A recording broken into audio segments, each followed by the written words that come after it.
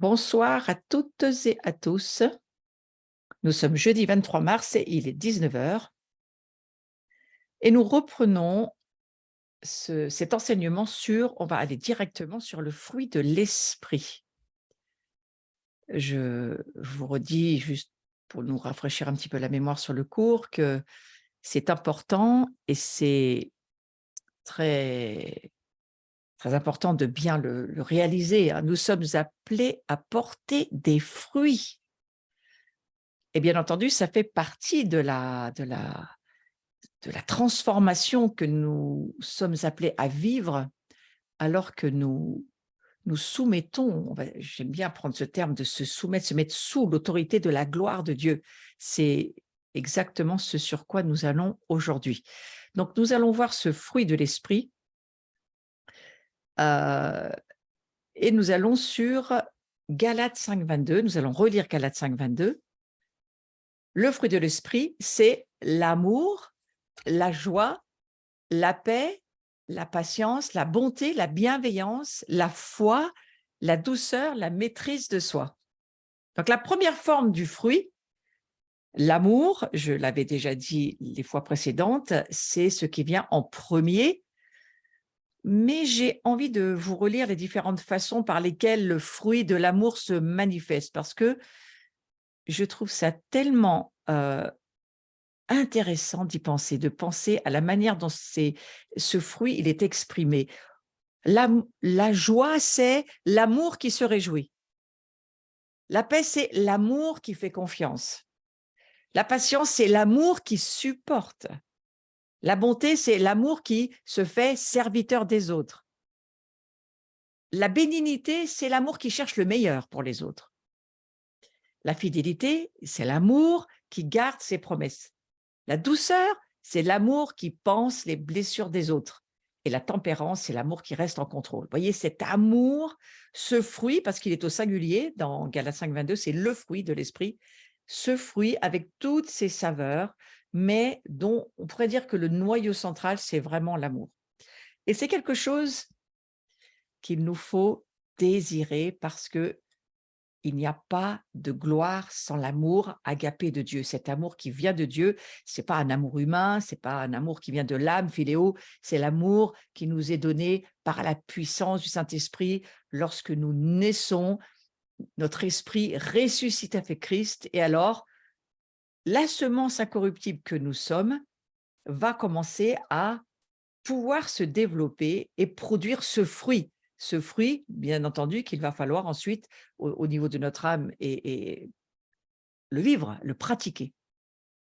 Nous allons voir que les bonnes œuvres dont il est question dans la parole de Dieu, c'est aussi, ça va dans ce domaine de porter du fruit, les bonnes œuvres, Éphésiens 2,10 nous dit ceci: « Nous sommes son ouvrage, ayant été créés en Jésus-Christ pour de bonnes œuvres, que Dieu a préparées d'avance afin que nous les pratiquions. » Oui, on n'est encore pas né, on n'existe encore pas réellement, mais Dieu, il a déjà préparé d'avance, c'est-à-dire qu'il a prévu à l'avance les œuvres dans lesquelles nous allons aller et il a déjà prévu que nous serions ce qu'il dit que nous ne sommes pas encore, mais que nous sommes en train de devenir. Eh bien, nous avons été pensés par Dieu et ces œuvres, il les a préparées d'avance pour nous. Donc, ces œuvres, elles sont faites avant que nous soyons réellement manifesté dans notre incarnation. Je trouve ça très intéressant d'y penser. Donc, il est question de bonnes œuvres, bons fruits, bonnes œuvres, et on lit dans Tite, chapitre 3, verset 14, il faut que les nôtres aussi apprennent à pratiquer de bonnes œuvres. Il est question des personnes dont on parle ici, pratiquer de bonnes œuvres pour subvenir aux besoins pressants afin qu'ils ne soient pas sans porter de fruits. Donc, ce passage de Tite nous dit que non seulement nous sommes appelés à pratiquer des bonnes œuvres, ça fait partie de la manifestation des fils et des filles de Dieu. La gloire de Dieu, elle manifeste des œuvres et elle est appelée à porter du fruit. C'est un fruit extrêmement glorieux. Vous voyez ce dont il est question ici. Et il y a un autre fruit dont il est question dans la parole de Dieu, sur lequel je vais aller très, très brièvement, mais je vais en parler quand même, c'est le fruit des lèvres. Hébreux chapitre 13, verset 15 nous dit « Par lui », donc par Jésus-Christ, par le Saint-Esprit, offrons sans cesse à Dieu un sacrifice de louange, c'est-à-dire le fruit des lèvres qui confessent son nom. Donc, vous voyez, par nos paroles, nous pouvons porter du bon fruit ou nous pouvons porter du mauvais fruit. Par nos paroles, nous bénissons, nous parlons bien, ou nous maudissons, nous parlons mal. Et c'est en fonction de ce que nous disons par nos paroles que le fruit va se développer ou pas. Donc, il y a un lien très important entre le fruit des lèvres et ce que nous produisons.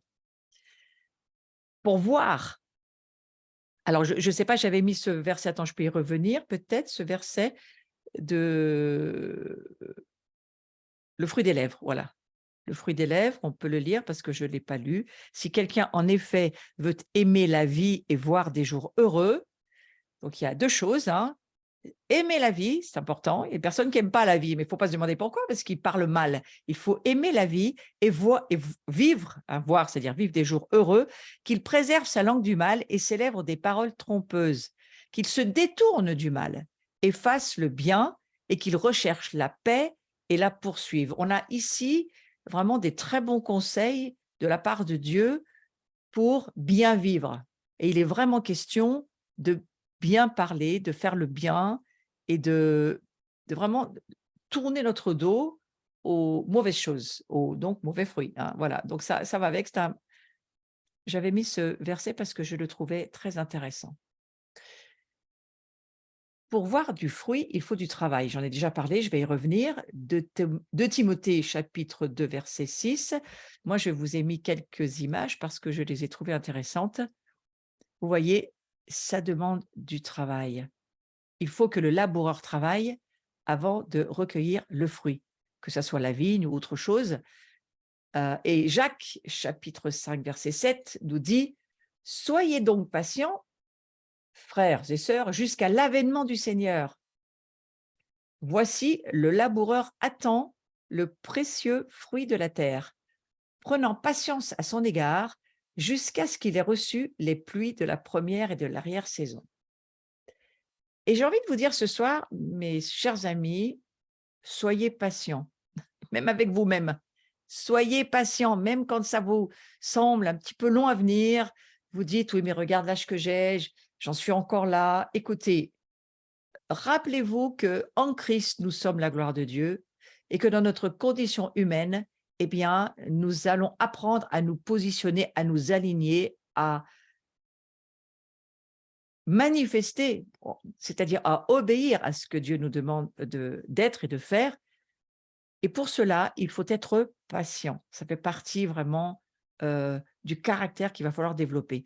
Il nous faut chercher la grâce de Dieu jusqu'à ce qu'il répande sa pluie, vous voyez, du Saint-Esprit.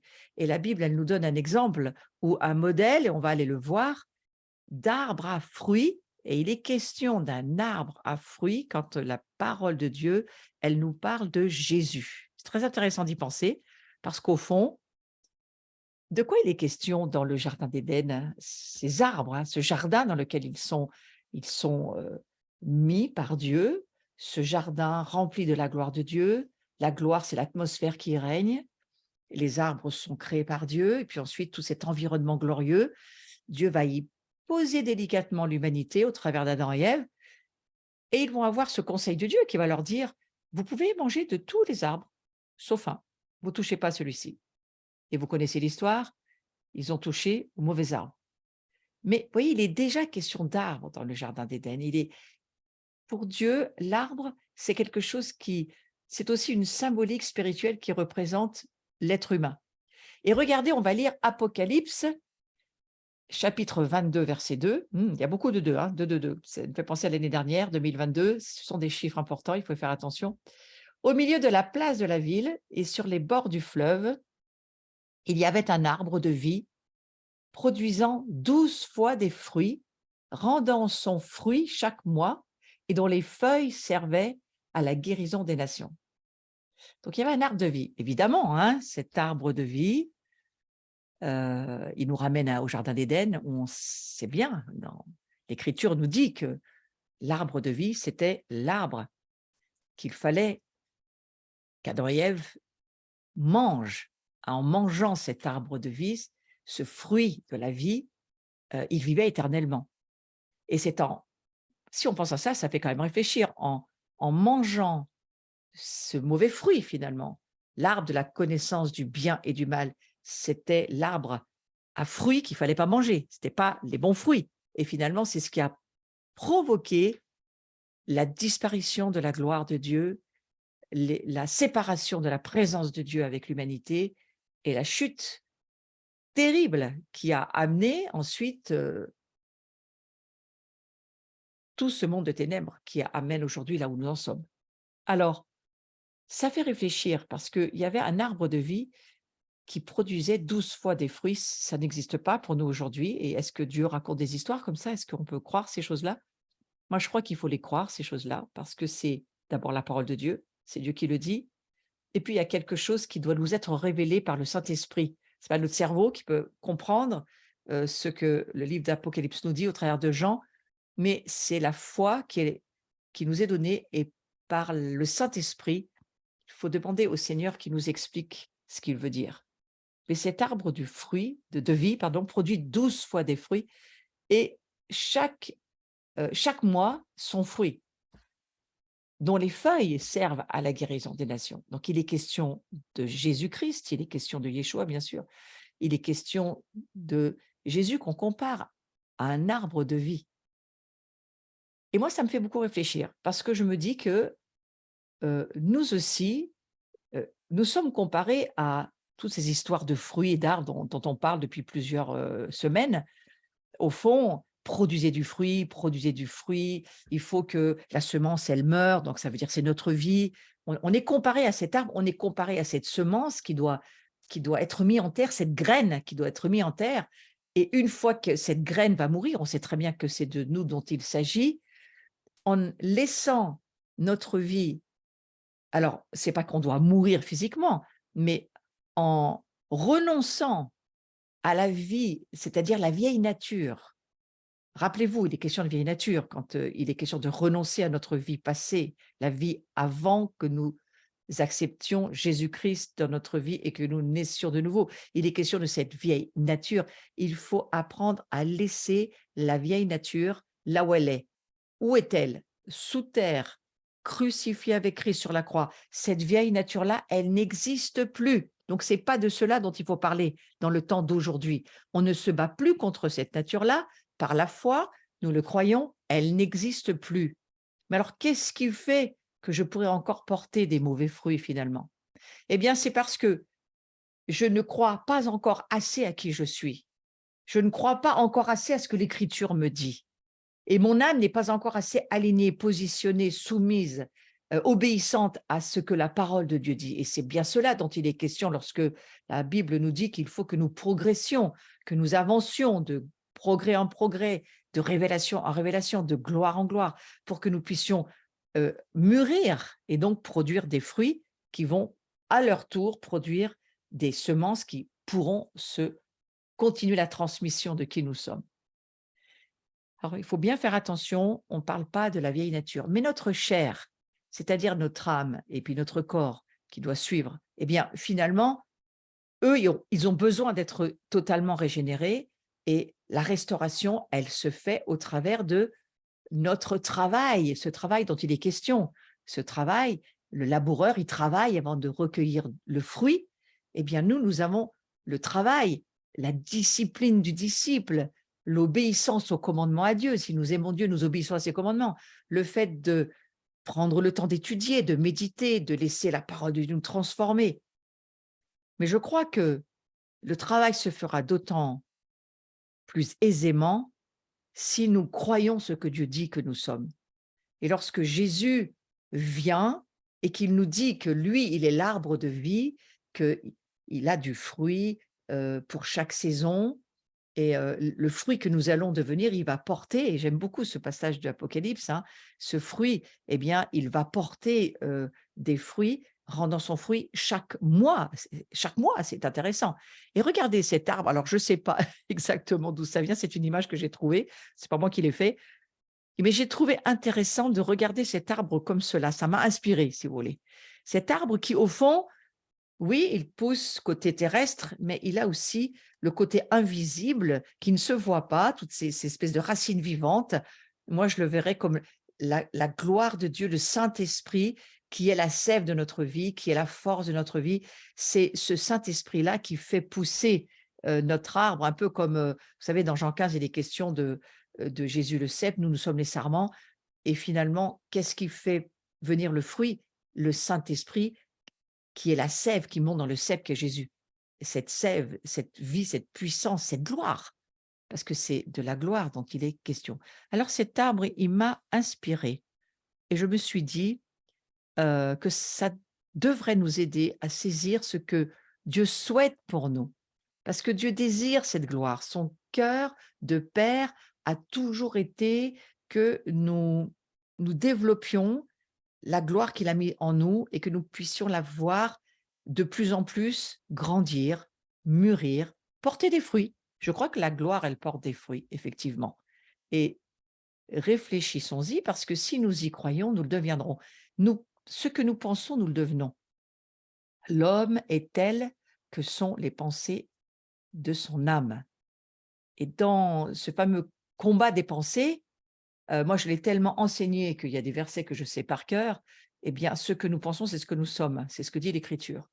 Donc, si nous pensons que nous sommes ce que Dieu dit que nous sommes et qu'il faut simplement l'aider à se développer, y travailler, nous travaillons pas, nous luttons pas contre une vieille nature qui de toute façon est pourrie, on pourrait jamais rien faire avec. Il vaut mieux la laisser sur le bois et pas et vraiment croire que ça n'existe plus. Nous ne sommes pas de cette nature-là, mais nous sommes de la nouvelle nature de Christ en nous, c'est-à-dire de cette nouvelle création qui n'existe pas jusqu'à ce que Jésus vienne, pour lequel on n'aurait jamais eu accès ni à la présence de Dieu, ni à la gloire de Dieu, si Jésus n'était pas venu pour déchirer le voile, ouvrir cette route pour lequel aujourd'hui, Hébreux 12 dit que nous avons un accès direct et nous pouvons aller directement dans la présence de Dieu. Si, bien entendu, nous reconnaissons Jésus comme notre Sauveur, notre Seigneur, nous acceptons qu'il prenne nos péchés,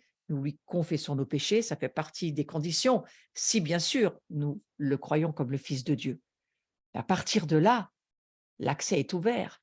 À partir de là, la gloire est revenue dans notre vie.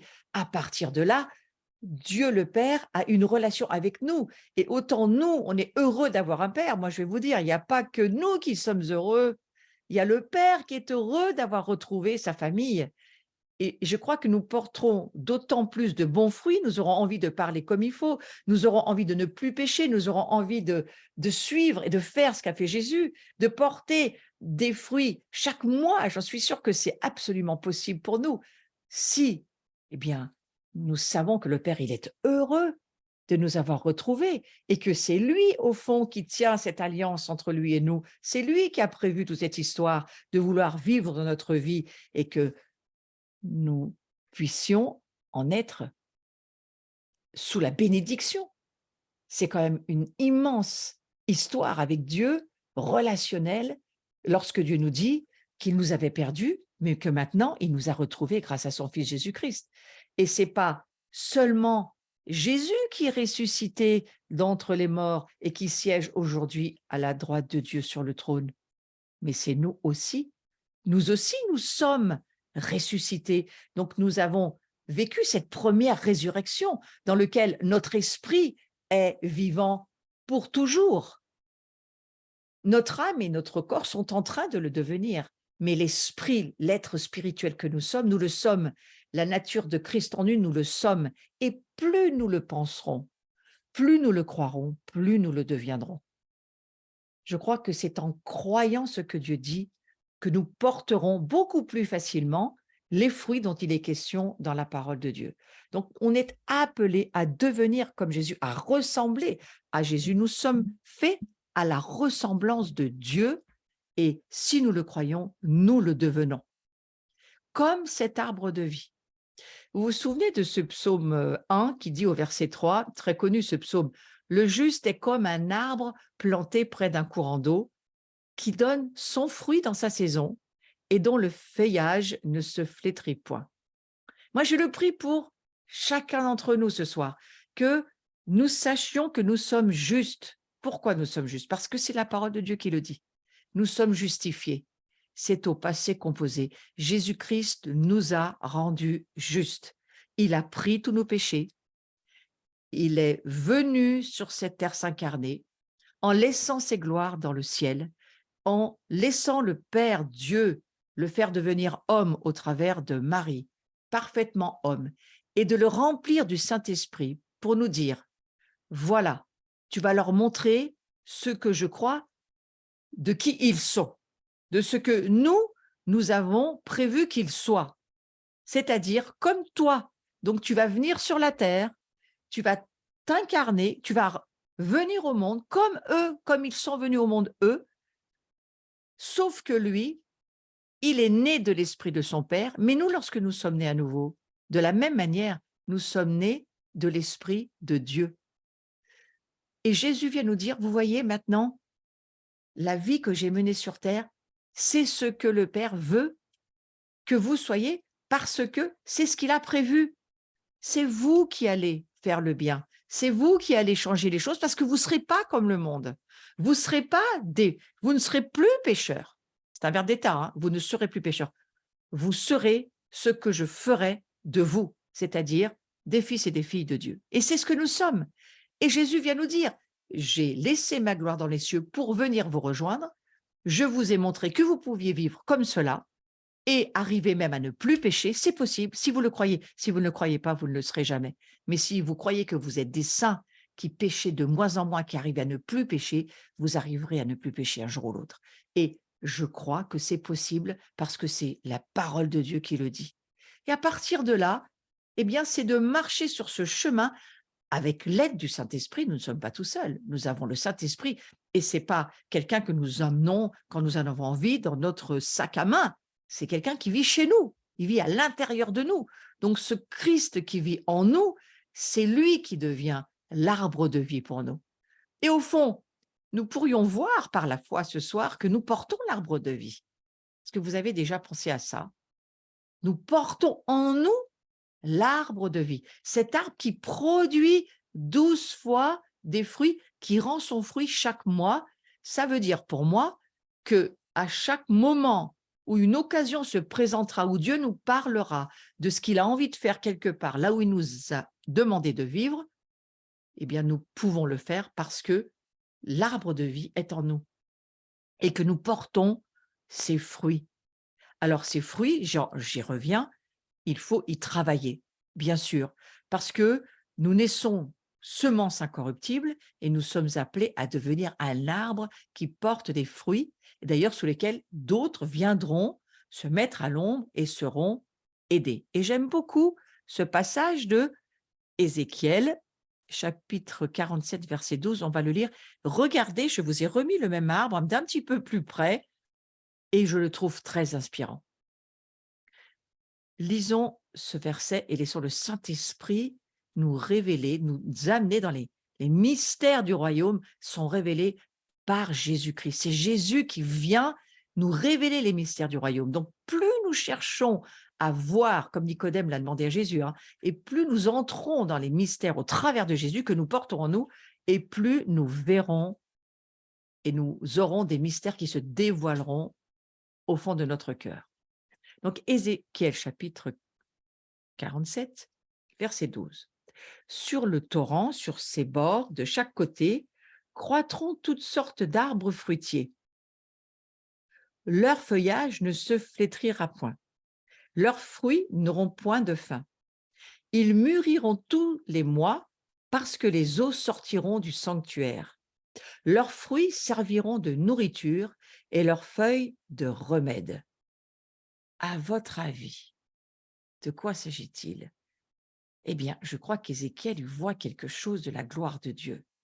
Il voit quelque chose dont il est question dans Apocalypse 22, verset 2. Il voit quelque chose de ce que le Saint-Esprit révèle à ce moment-là concernant cet arbre de vie et le fait qu'il voit qu'il y a toutes sortes d'arbres fruitiers. Selon vous, de qui s'agit-il? Mais moi, je crois qu'il s'agit de nous. Nous sommes ces arbres qui devons porter du fruit. et notre feuillage ne se flétrira plus. Ça, c'est bien sûr au retour de Jésus, notre corps sera glorifié et donc ne subira plus le temps ni l'espace-temps. Là, nous le subissons encore dans notre corps. Le moment où Jésus revient, nous ne le subirons plus. Mais je crois que dès à présent, nous pouvons produire de plus en plus de fruits et des bons fruits. Je crois que nous sommes vraiment appelés par la parole de Dieu à produire cela.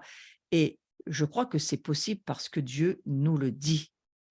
Donc l'un et l'autre, vous voyez ici dans ce verset, l'un et l'autre, c'est-à-dire euh, tous ces arbres, ouais, ils reçoivent la vie du fleuve de Dieu. Et Dieu attend du fruit dans nos vies. Mais le monde aussi attend du fruit. Et je crois qu'il même la création, elle soupire après nos fruits. Vous savez, ce fameux passage que je vous lis souvent, qui m'inspire beaucoup dans ces jours dans lesquels nous sommes, où la création soupire après la manifestation des fils et des filles de Dieu. La création, elle soupire après le fait que nous allons peut-être même aider la création, pas seulement les arbres que nous sommes, mais peut-être les arbres dans le naturel. Et si nous commencions à peut-être nous exercer, pourquoi pas, à prier sur notre jardin si nous en avons un, ou sur notre balconnière si nous en avons une, pourquoi pas? Pourquoi ne pas prier et bénir la création qui nous entoure? Puisqu'elle soupire, c'est qu'elle attend quelque chose, cette création. Ça vous est jamais arrivé de prier sur un arbre ou quelque chose dans votre jardin qui poussait pas bien? Ça vous est jamais arrivé, pris à l'idée, j'ai pas une plante qui se porte mal? Eh bien, essayez, pourquoi pas? Pourquoi pas? Il y a en nous la capacité, je crois, de faire des expériences avec cette gloire de Dieu. Et vous savez, vous aurez moins de mauvais retours que si vous priez sur un humain, mais que ça se passe mal. L'arbre, lui, je pense qu'il vous dira rien. Mais au moins, on a essayé de faire quelque chose. Parce que on est appelé, je crois, à manifester cette gloire. Et cette gloire, c'est pour les humains. Jésus l'a bien dit lui-même. Hein, il a dit, voilà, priez pour les malades, priez pour ceux qui sont prisonniers, priez pour ceux qui ne me connaissent pas, ressusciter des morts spirituels, peut-être même des morts physiques aussi, ça viendra certainement un jour. Restons dans l'attente que ce n'est pas nous qui le faisons, c'est le Saint-Esprit en nous qui nous parle et qui va glorifier l'arbre de vie qui vit en nous. L'arbre de vie vit en nous, cet arbre que vous imaginez, votre imagination sanctifiée peut imaginer aujourd'hui que vous portez les fruits de cet arbre qui s'appelle Jésus. Et si vous vivez en relation avec Jésus, si vous écoutez la voix du Saint-Esprit, vous allez vous emporter déjà, j'en suis sûre, des fruits, mais vous allez emporter beaucoup plus que cela, j'en suis sûre. Parce que nous sommes appelés à porter du fruit chaque mois, ouais, comme ces arbres d'Ézéchiel, c'est-à-dire comme Jésus dont il est question dans Apocalypse 22, verset 2. Peut-être vous ne le saviez pas, mais je voudrais vous le dire aujourd'hui. Vous êtes cet arbre de vie parce que Christ, c'est plus vous, c'est Christ en vous. Et que vous puissiez saisir que vous avez déjà des fruits et que si vous n'en avez pas encore, ils sont en train d'arriver. Et qu'en tous les cas, je suis sûre que vous avez un feuillage qui s'appelle votre vie.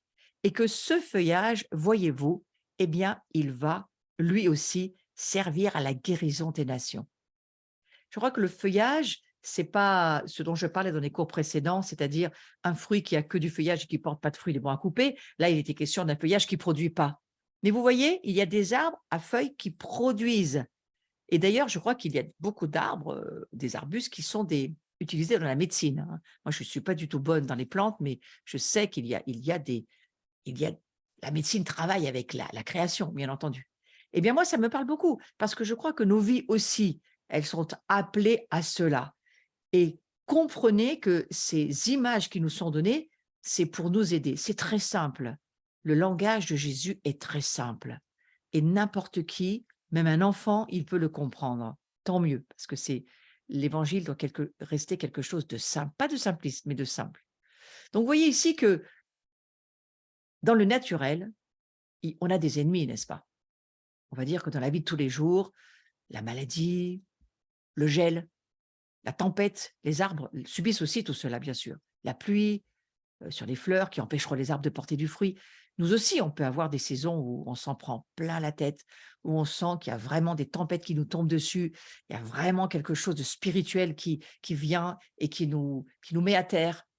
Et je sais que certains d'entre vous qui m'écoutez, vous luttez, vous traversez la vallée de l'ombre de la mort, la maladie qui frappe, le cancer qui est là, et il n'y a pas moyen, et il veut essayer de vous faire croire, euh, l'ennemi veut essayer de vous faire croire qu'il va réussir à vous abattre.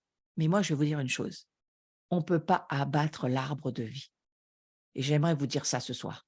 Vous le dire à vous qui traversez la maladie, qui traversez des situations difficiles, des situations où vous ne voyez pas de solution encore, mais soyez pas inquiets. Dieu, il a toutes les solutions. Jésus, il dit qu'il a un fruit pour chaque mois. Donc, il va avoir la solution pour vous. Et il faut juste avoir la patience d'attendre et de travailler à faire que votre pensée rejoigne la parole de Dieu et que votre foi travaille, elle aussi, à monter dans les tours de la foi pour dire la foi, à force de parler, de créer, elle va produire. Oui. Et la foi, elle vient de ce qu'on entend de la parole de Dieu. Donc, si vous croyez ce soir que vous portez cet arbre de vie qui produit du fruit pour chaque mois, qui a un feuillage qui guérit, et que vous êtes cet arbre, et que vous êtes en développement, vous êtes en téléchargement, il y a des tas de choses qui sont en train de se transformer en vous, eh bien, il va falloir commencer à déclarer que le fruit dont vous avez besoin, il est en train de se développer en vous, et quand il sera développé et qu'il retombera à terre, il portera des semences et il aidera les autres. Mais il faut commencer aussi par soi bien souvent. Eh bien, c'est la même chose dans le monde spirituel. Le diable, il va essayer de nous empêcher de porter du fruit. Hein. Et qu'est-ce qu'il va faire? Il va nous décourager. Ça, c'est le premier truc. Il est très bon là-dedans, le découragement. Surtout que si on vit au travers de ce qu'on voit, de la vision naturelle, alors là, on n'a pas besoin de très longtemps pour être découragé. Souvenez-vous, on ne vit pas au travers de ce que nos yeux naturels voient. On vit au travers de ce que nos yeux spirituels voient. Et la foi, elle voit, la foi, elle parle, la foi, elle est vivante. Et vous voyez, la foi, elle comprend et elle voit que nous portons et que nous sommes cet arbre de vie qu'est Jésus et que nous le sommes parce que nous sommes qui il est. Ouais, donc ça, c'est important de le voir ce soir. Il travaille aussi par le doute. Oui, mais est-ce que Dieu il a vraiment dit ça? Eh bien, écoutez, c'est écrit, on n'a pas besoin de douter. Alors, on lit et on lit et on lit et on médite et on projette nos pensées jusqu'à ce que la parole de Dieu tranche entre l'âme et l'esprit et que l'esprit prenne le dessus de ce que votre âme voudrait bien vous raconter si elle n'est pas soumise à Dieu. Et ça va vous aider. Le doute doit quitter notre vie. Et vous savez, qui nous rend libres du doute? Qui nous affranchit du découragement? Qui détruit la maladie en nous? La peur. Qui détruit tous ses ennemis? La connaissance de la vérité. L'expérience de la connaissance de la vérité. Et la vérité, c'est la parole de Dieu. Et la parole de Dieu vient de nous dire dans Apocalypse 22, qu'il y a un arbre de vie. Et nous sommes aussi, nous faisons partie de ces arbres fruitiers dont il est question dans Apocalypse 22. Et nous produisons, nous commençons à prendre, à produire du fruit 12 fois, moi j'ai envie de dire, qui rend son fruit pour chaque mois. Chaque fois qu'on va avoir un besoin, on va avoir un don spirituel qui nous sera offert gratuitement, mais on va aussi avoir les fruits qu'on va pouvoir proposer à ceux qui sont autour de nous et dont les feuilles de notre arbre vont servir à la guérison. Et je crois que c'est pour nous ce passage d'Ézéchiel 47:12. Des fruits qui n'auront pas de fin. Voyez, ces fruits-là, les fruits de l'esprit, ce fruit de l'esprit, il ne pourrait pas puisqu'il est éternel. Pensez à ça. Il ne pourrait pas. Il est éternel. Simplement, il se reproduit, il se multiplie et il produit des semences. C'est un cycle surnaturel de Dieu. Donc, souvenons-nous que dans le naturel, il y a des ennemis, mais que dans le spirituel aussi, il n'y a pas seulement le gel, la tempête ou la pluie, hein, mais dans le spirituel, il y a le doute, il y a la maladie, il y a le découragement, la peur, toutes les armes, l'amertume, quand ça ne fonctionne pas, qu'on perd patience, que rien ne change. Tout cela, frères et sœurs, ne sont que des occasions de Dieu pour nous montrer, bah tu vois là, il faut que tu mûrisses. Ah bah là, tu vois, il va falloir que le fruit de l'esprit, la saveur qui s'appelle la patience se développe. c'est juste pour que nous prenions conscience que nous avons besoin de nous développer, mais en aucun cas de nous condamner ou de nous accuser. La voix de l'accusation, la voix de la condamnation, c'est le diable. Et le diable, on doit le faire taire. Donc, c'est à nous de dire au diable, diable, tais-toi. J'ai bien aimé cette semaine, il y a une sœur de la famille qui fait partie de ma communauté, mais qui n'habite pas très près, elle est loin. Et donc, elle a envoyé un cadeau à une personne de notre famille pour son anniversaire.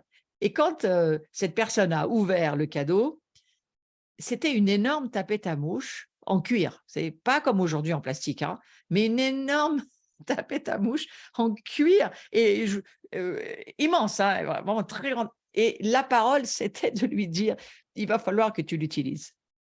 Et moi, je me suis dit, mais comme c'est vrai. Alors, vous allez vous souvenir cette semaine que Dieu vous a offert une tapette à mouches en cuir et grande et flexible, et que lorsque les mouches vous tournent autour, vous les aplatissez contre le mur. Parce que si vous ne le faites pas, ils vous tourneront autour, hein, tous ces ennemis, ces mouches, elles vous tourneront autour et sans arrêt, parce que c'est pas Jésus qui va les arrêter, c'est votre foi. Votre foi doit être active et votre foi doit être capable de dire ça oui, ça non, ça j'accepte pas. Comment ça s'appelle, ce dont je vous parle? Ça s'appelle le combat des pensées. Et nous avons l'autorité que Jésus nous a donnée pour accepter les fruits, le fruit, les saveurs du fruit de l'esprit, mais de surtout pas accepter les mauvais fruits et surtout pas d'en manger. Et donc, toutes ces mouches qui sont là et qui veulent nous décourager, qui veulent essayer de nous empêcher de porter du fruit, tout ce qui nous assaille, aplatissez-les avec votre tapette à mouches. Et s'il le faut, achetez-vous-en une, hein. Pas les petites en plastique qui servent à rien, mais la grosse, là, vous savez, celle-ci, on n'est pas prêt de vous la faire casser, celle-ci. Et je crois que dans le naturel, l'ancienne nature de l'ancien arbre qui n'existe plus, il essaye de ressurgir. Le diable essaye toujours de vous dire « Oui, mais tu sais, c'est ta nature mauvaise. » Non, il faut dire au diable « Cet arbre-là, mais il n'existe plus. C'est la croix. Ce vieil arbre, c'est la croix, c'est le bois sur lequel Jésus est mort. Moi, je n'ai rien à voir avec cet arbre-là. Nous avons à voir uniquement avec l'arbre de vie. Et c'est cela auquel votre foi doit s'accrocher. Moi, je suis cet arbre de vie et je suis en train de me développer. Et même si j'ai encore pas des gros fruits, j'en ai. Et si j'en ai pas encore, ils sont en train d'arriver. Voilà. Parce que je sais qui je suis et je sais ce à quoi je suis appelée à devenir. Je suis appelée à devenir cet arbre de vie. Oui. Les rejetons, vous savez, on a des rejetons parfois qui peuvent pousser. On coupe un arbre comme une souche et vous savez, des fois, ça repousse. Il faut, là, vous prenez votre tapette à mouche et vous ne laissez pas repousser ces rejetons de cette vieille nature qui n'a rien à voir avec vous. Mais c'est à vous de dire au diable, non, merci. Non, ça n'existe plus. Non, je ne suis pas ce que tu dis. Non, je n'accepte pas ce que tu me racontes. Il faut absolument que vous fermiez la radio, voyez, et que Radio Nostalgie ou Radio Passé ou Radio, je me rappelle, voilà, il faut la fermer cette radio-là, parce qu'aujourd'hui, nous, on ouvre Radio Espérance. Vous voyez, je sais qu'elle existe, en plus, cette radio. Radio, on a de l'avenir. Radio, Dieu a quelque chose à m'apprendre ce soir, ouais, mais pas Radio Mensonge, parce que ça, c'est insupportable. Nous ne sommes pas ignorants des desseins du diable. Donc, il faut absolument, pour porter de bons fruits, combattre le fait que le diable veut vous faire croire que vous portez des mauvais fruits. C'est faux. Vous ne portez pas de mauvais fruits. Vous n'êtes plus un arbre à mauvais fruits. C'est juste que il peut y avoir encore en nous des choses qui ne sont pas encore alignées, qui ne sont pas encore positionnées, qui ne sont pas encore assez développées. On va le voir dans les cours suivants. Mais attention, l'ancienne nature de l'arbre mort qui s'appelle la croix n'existe plus. Il faut arriver à dire au diable, cette vieille nature-là, c'est la croix. Adresse-toi à Jésus parce que c'est lui qui a dit ce qu'il en pensait. Il est venu pour détruire cette vieille nature de péché, de pécheur, la puissance du péché, les malédictions. Il s'est fait devenir péché. Il a offert son corps, son âme, son esprit pour que nous puissions naître de nouveau de l'Esprit de Dieu. Il a offert et il a donné son esprit à son Père. Il a dit, Père, je te remets mon esprit entre tes mains. Et au moment où l'esprit de Christ a été offert à son Père, parce qu'il est devenu, c'est un verbe d'état, donc c'est pas que son âme qu'il a offert, hein, il est devenu pour nos péchés, le Père a dû se séparer pendant un temps de ce Fils, et croyez-moi que ça a dû être douloureux pour Dieu, mais c'était le seul moyen. Vous imaginez la foi de Jésus qui devient nature de péché, la foi de Jésus qui prend tous les mauvais fruits, qui prend tout ce qui était immonde, abominable, démoniaque, il le prend, il le devient, il descend aux enfers. Et je crois qu'il se retrouve en enfer, bien sûr. Et là, il va falloir attendre ces fameux 3 jours où personne ne sait vraiment ce qui s'est passé, mais la Bible nous dit quand même quelque chose de très important. Elle dit qu'il a rendu la captivité captive. Selon moi, ça veut dire qu'il est allé chercher tous ceux qui n'étaient pas nés de l'Esprit né à nouveau, tous ceux qui ne connaissaient pas Christ. Il est allé les chercher et il est allé, au moment de la résurrection, leur offrir le salut. Qu'est-ce qu'il a fait à ce moment-là, Jésus? Je crois qu'il a vidé une grande partie de l'enfer et il a ramené avec lui tous les esprits qui ont accepté qui il était vraiment en termes de ressuscité, premier-né d'entre les morts. Comprenez? Et à partir de là, il est remonté au ciel avec son sang pour amener à son Père dans le sanctuaire céleste. Il a fallu aussi sanctifier ce sanctuaire-là par son sang. Lisez le livre des Hébreux, c'est écrit dedans. Je trouve très intéressant de penser à cela parce que il faut pouvoir faire taire le diable. Et il faut combattre cette idée que le diable veut toujours vous faire croire que vous avez 2 natures et que vous serez toujours des pécheurs et que de toute façon, comme vous n'avez pas assez prié, comme vous n'avez pas assez lu la Bible, comme vous n'avez pas assez été gentil, comme vous n'avez pas été, il vous montrera toujours tout ce qui ne va pas et vous dire, tu vois, tu ne l'es pas. Et il vous faut lui répondre quelque chose. Il vous faut lui répondre, je sais qui je suis en Christ et je sais que je suis en progression.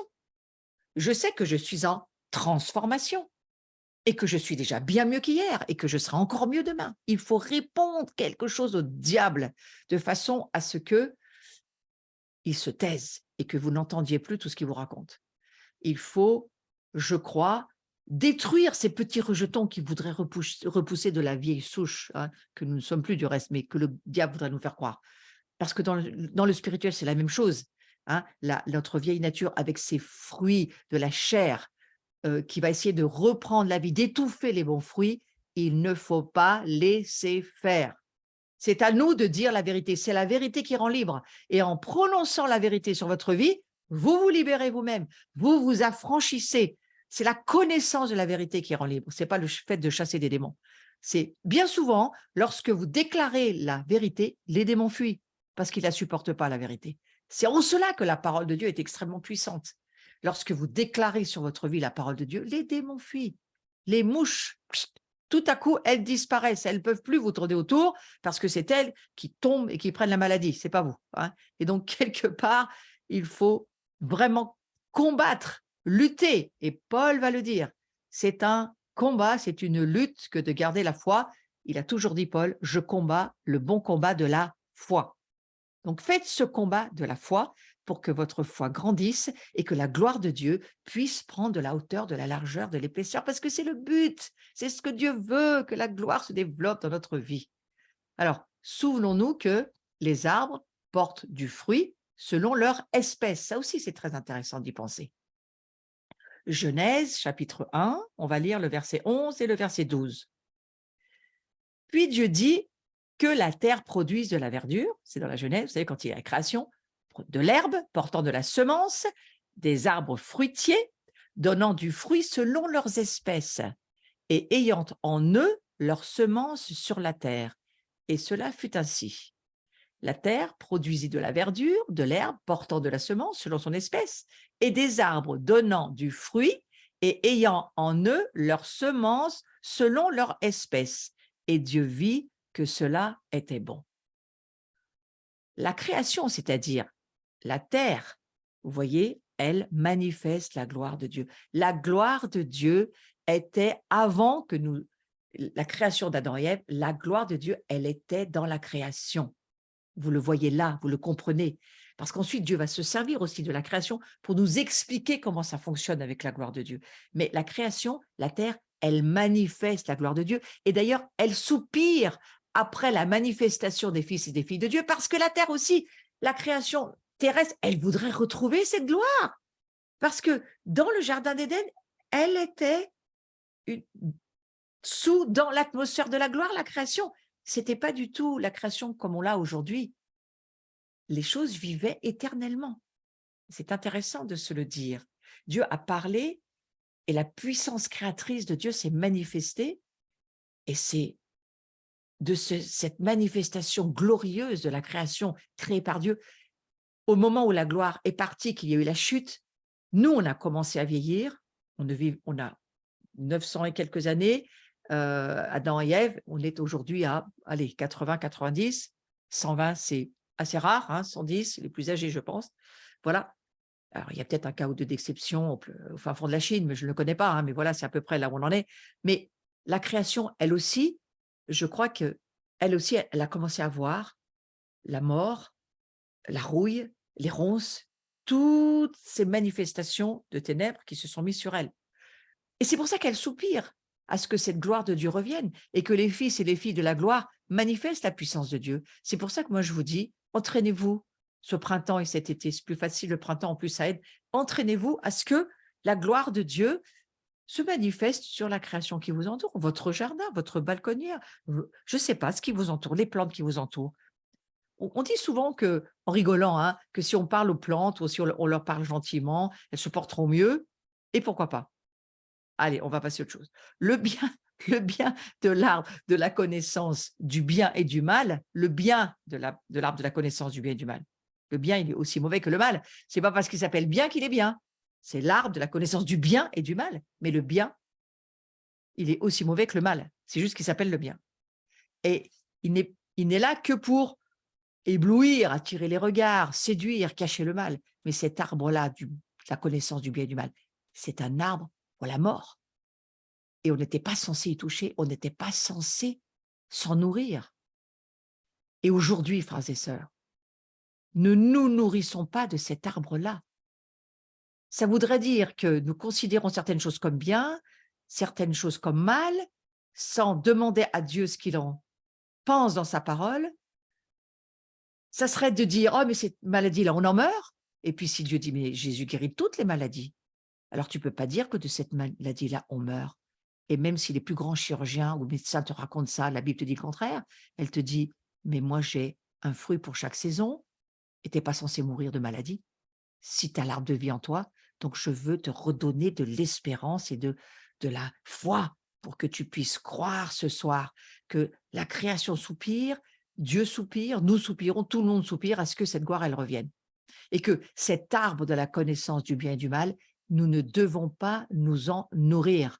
Nous devons nous nourrir de la parole de Dieu, de ce que Dieu dit dans sa parole, et ce qu'il nous dit, c'est ce qui va nous faire vivre. Satan, il est capable de se présenter en ange de lumière, hein, la Bible, elle en parle. Satan, il a poussé Ève à manger du fruit du mauvais arbre, hein, parce que la source de sa puissance à lui, elle se trouvait dans la désobéissance. La désobéissance, elle se trouve dans cet arbre de la connaissance du bien et du mal. Et parfois, ne pas croire Dieu, c'est désobéir. C'est ne pas, enfin, c'est tout le temps, ne pas croire Dieu, c'est désobéir. C'est être incrédule.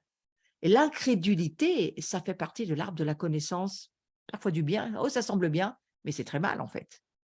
Donc, la connaissance du bien et du mal, ça produit en nous la mort. Et ça détourne notre attention de celui qui est la source de la vie. L'arbre de vie, c'est-à-dire Jésus.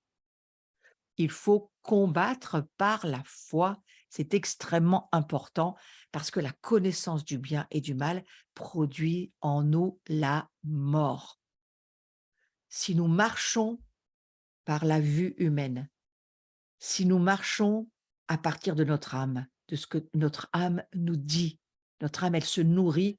Je ne parle pas d'une âme soumise à l'Esprit Saint et qui est au service de l'Esprit Saint. Je parle d'une âme qui n'est pas soumise à la parole de Dieu, une âme qui pense à sa manière, qui a ses opinions, ses façons de voir, ses façons de penser, une âme qui vit par sa propre direction, qui vit de l'arbre de la connaissance du bien, de la connaissance du mal, cet arbre de mort justement. Eh bien, si nous vivons à partir de là, nous mourrons. Et nous ne sommes pas du tout appelés à vivre et à nous laisser être dirigés par ce que nous sentons dans le monde naturel, dans le monde de notre âme, ce que nous voyons par nos yeux humains physiques, ce que nous pensons ou par la volonté qui est la nôtre. Nous ne sommes pas censés vivre comme cela, frères et sœurs. Nous sommes appelés à vivre par la foi, par le fait que la foi vient de ce que Dieu nous dit. La parole de Dieu va créer en nous, muscler, faire grandir la foi qui, elle, voit dans l'invisible. C'est l'apport de l'invisible. C'est elle qui fait que on voit et on entre dans les réalités de la gloire. Et la gloire de Dieu, c'est ce dont on vient de parler dans ces deux passages sur lesquels je veux revenir avant de terminer ce cours pour aujourd'hui. Il y avait un arbre de vie qui portait 12 fois des fruits et qui rend son fruit chaque mois et dont les feuilles servent à la guérison des nations que nous sommes. Et nous aussi, nous sommes appelés à le devenir parce que nous avons été faits, créés à la ressemblance de Dieu et de Jésus qui est venu nous montrer qui nous sommes en vivant sur la terre. L'opinion que Dieu a de nous, c'est ce qu'il a fait de Jésus. Il voudrait que nous devenions comme Jésus. Et pour cela, la croix permet cet échange de nature et fait que nous devenons cet arbre. Et nous devons maintenant vivre depuis cet arbre de vie dont la parole de Dieu devient pour nous notre nourriture et qui va faire que nous le devenions de plus en plus.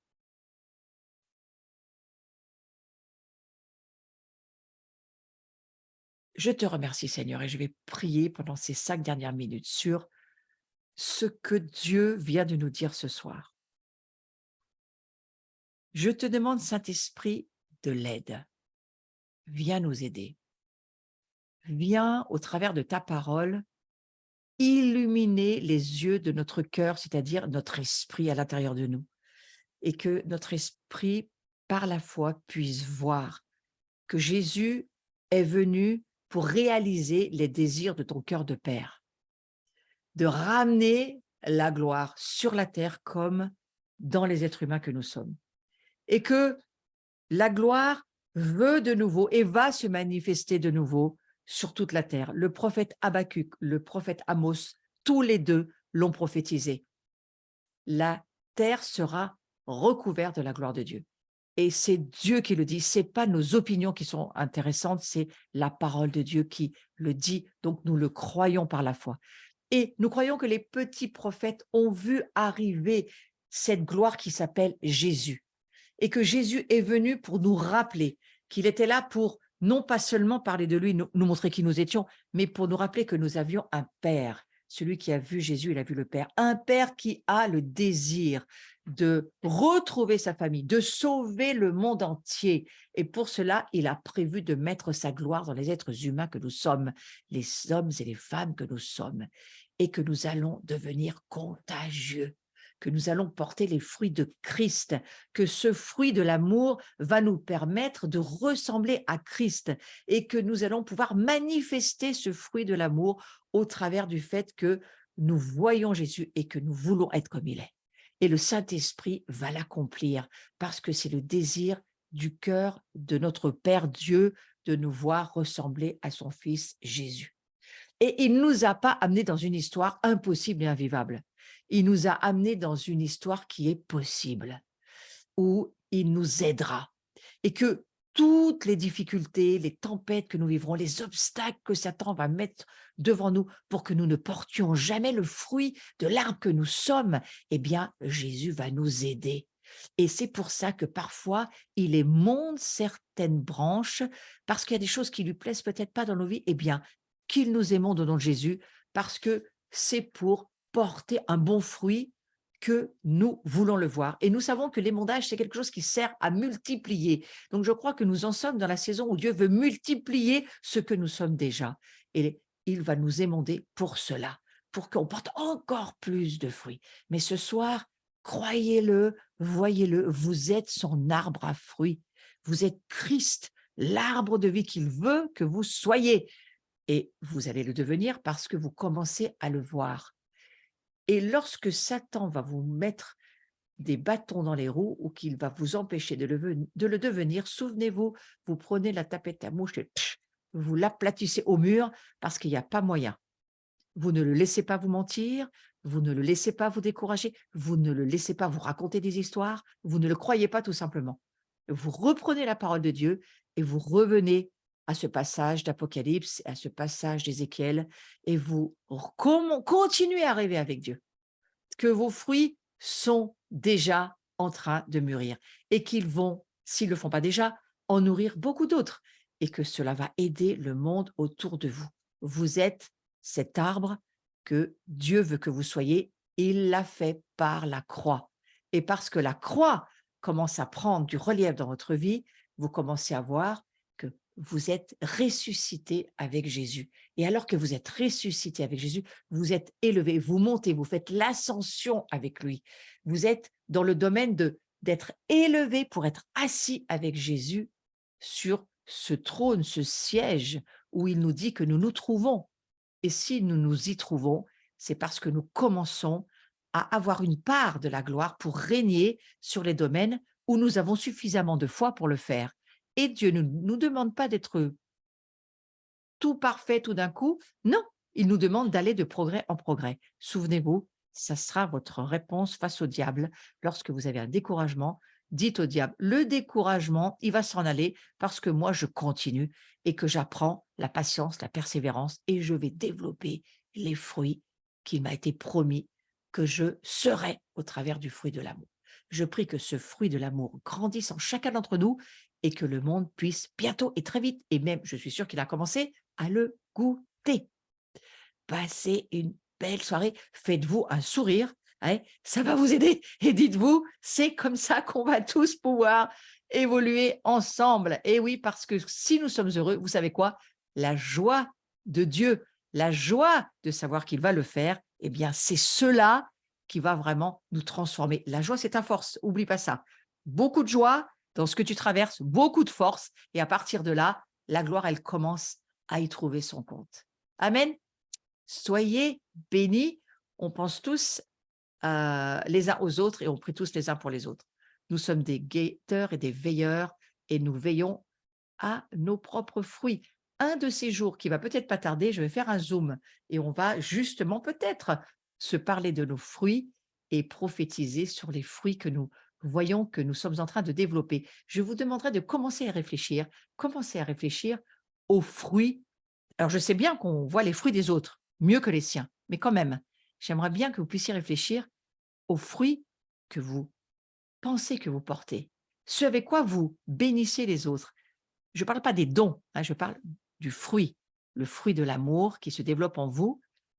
Les dons, c'est une chose, les fruits, c'en est une autre. Les dons n'ont rien à voir avec votre caractère. Le fruit, on va le voir plus tard, le fruit va avoir à voir avec votre caractère.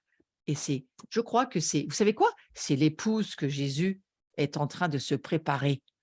Il voudrait une épouse, je crois, un peu exactement comme lui il est, douce et sensible et qui vit dans la joie d'appartenir à la famille de Dieu. Il est en train de préparer l'épouse que nous sommes pour lui. Et je crois que le fruit a beaucoup à voir avec ça. On en reparlera. Passez une belle soirée, 2-3 petites annonces et on se retrouve, quoi qu'il en soit, la semaine prochaine. Voilà, prochain cours le 30 mars. Comme d'habitude, on se retrouve à 19h. Ensuite, si vous voulez devenir membre de l'œuvre, vous pouvez, vous allez sur le site et puis voilà, vous donnez, je crois que c'est 30 € pour l'année et vous devenez vous nous soutenez et moi, ça m'ira aussi très bien en termes d'amitié. Conférence, ce week-end, nous avons une conférence Messilote, c'est-à-dire les routes, hein, Messilote, ça veut dire les routes, et nous faisons rien, nous recevons des amis qui s'appellent Shaked et qui vont nous parler des routes intérieures, extérieures, nouvelles routes, anciennes routes sur lesquelles nous sommes appelés à marcher. Vous savez quoi? La gloire de Dieu, elle marche sur les routes. D'ailleurs, Jésus s'appelle le chemin. Donc, vous êtes, vous aussi, forcément, une route. Ah, si vous voulez en savoir plus, vous pouvez suivre aussi sur Zoom si vous êtes loin. C'est aussi possible, il faut juste s'inscrire, je crois. C'est l'heure de Pâques, on se retrouve tous le jeudi 6 à 20h30 en présentiel ou en ligne. On aura la joie de vivre un CEDER ensemble. Et vous allez voir, il y a encore beaucoup de révélations de notre Messie, Jésus-Christ, Yeshua, qui nous seront offertes, j'en suis sûre. Maison de Jean avec Jean-Michel Tour, du 29 au 30 avril à l'abri avec nous en présentiel. Ça serait mieux. Ce sont des maisons qui sont très, très importantes à vivre en présentiel. Mais je crois qu'il y aura 1 ou 2 enseignements certainement en ligne. Une journée avec moi du matin au soir, enfin du 10h, 18h, c'est à peu près ça, où on vit des enseignements sur la gloire, mais on vit du ministère pour la guérison, la délivrance, et on laisse le Saint-Esprit nous utiliser. C'est super. J'ai une équipe qui marche très bien dans la prière. Alors vous pouvez venir. Bienvenue. Ensuite, on va avoir, je crois, la dernière annonce qui va nous oui, voilà, on a déjà mis la soirée de Pentecôte parce que nous suivons ces 3 fêtes de l'Éternel et nous les organisons, on va dire, au niveau national, hein, avec, Paris Tout est possible, Zone prophétique, France Prière. Fabienne Pons sera là aussi pour la Pentecôte, elle aura un petit message à nous offrir. Voilà, donc ça sera le jeudi 25 mai, gardez votre soirée et ceux qui êtes sur Paris, vers Paris, eh bien, vous pouvez suivre France Lève-toi où je vais intervenir aussi pour la Pentecôte. Voilà, ça c'est la grande maison de Jean. On a encore un peu de temps avant d'en parler, mais gardez vos dates. Merci pour tous ceux qui vous abonnez, merci pour ceux qui me soutenez. À très, très vite. On se retrouve. Bonne soirée. Portez-vous bien. Souvenez-vous, vous êtes l'arbre de vie.